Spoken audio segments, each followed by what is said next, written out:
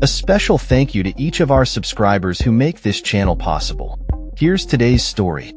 In a heated exchange that underscores the complexities of immigration policy, President Donald Trump and El Salvador's President Nayib Bukele have publicly stated their positions regarding the case of Kilmar Abrego Garcia, a Maryland resident who was wrongfully deported to El Salvador last month. The situation has sparked significant controversy as both leaders assert their stances on the matter, further complicating U.S.-El Salvador relations. On April 14, 2025, during a meeting in the Oval Office, President Trump and President Bukele discussed the case of Garcia, who has found himself in a notorious gang prison in El Salvador. The U.S. Supreme Court has called on the Trump administration to facilitate Garcia's return, but both Trump and Bukele have dismissed the idea, with Bukele labeling it preposterous. He stated, "How can I smuggle a terrorist into the United States? I don't have the power to return him to the United States." This statement highlights the tension between the two nations as they navigate the legal and moral implications of Garcia's deportation. Garcia's case has become a focal point in the ongoing debate over immigration policy, particularly regarding the treatment of individuals who may face gang violence upon their return to their home countries. His attorneys argue that there is no evidence linking him to any gang affiliations, yet the U.S. government has classified him as a member of MS-13, a designation that carries serious implications for his safety in El Salvador. Attorney General Pam Bondi emphasized the U.S. government's position, stating that Garcia was illegally in the United States and that it is up to El Salvador to decide whether to return him. "That's not up to us," she said, reinforcing the idea that the U.S. does not have jurisdiction over the matter. This stance has drawn criticism from Democrats, who argue that the administration's actions disregard due process and violate Supreme Court rulings.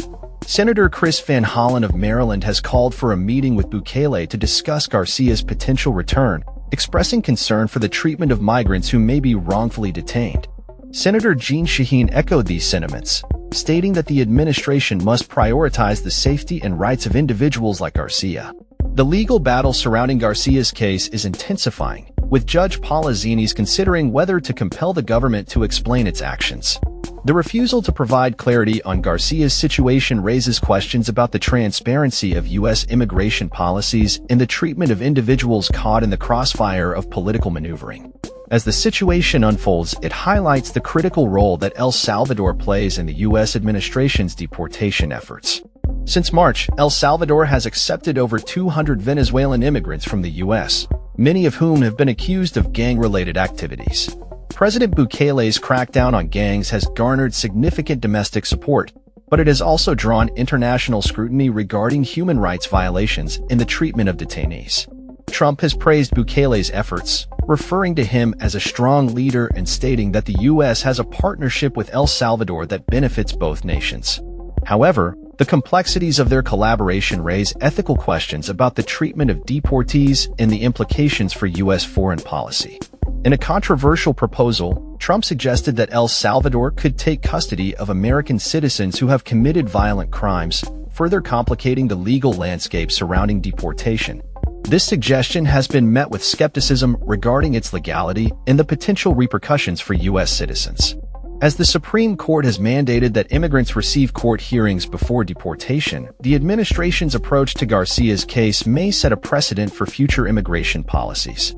The ongoing legal battles and political discussions surrounding Garcia's deportation reflect broader issues within the U.S. immigration system, including the treatment of individuals fleeing violence and persecution. The case of Kilmar Abrego Garcia serves as a critical reminder of the human impact of immigration policies and the need for a fair and just system that prioritizes the safety and rights of individuals.